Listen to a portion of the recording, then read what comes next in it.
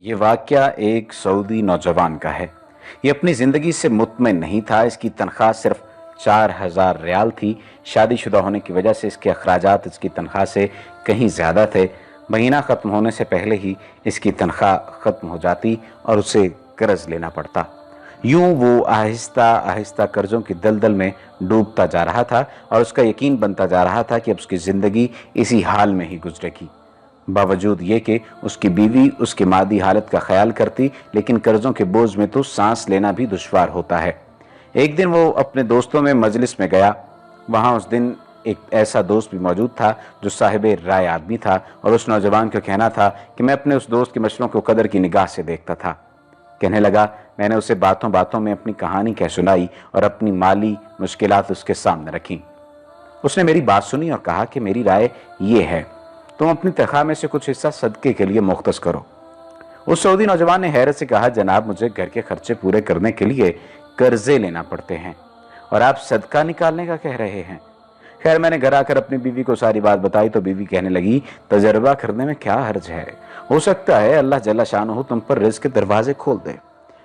اس نے کہا، میں نے ماہانہ 4000 ریال میں سے 30 ریال صدقے کے لیے مختص کرنے کا ارادہ کیا اور مہینے کے آخر میں اسے ادا کرنا شروع کر دیا۔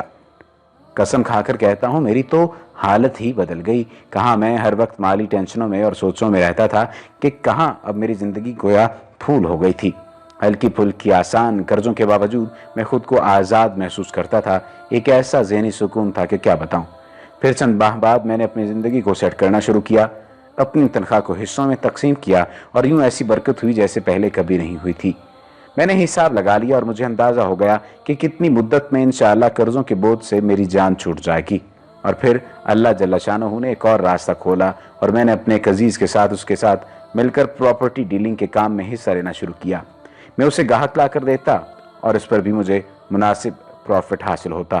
الحمدللہ میں جب بھی کسی گاہک کے پاس جاتا وہ مجھے کسی دوسرے تک رہنمائی ضرور کرتا۔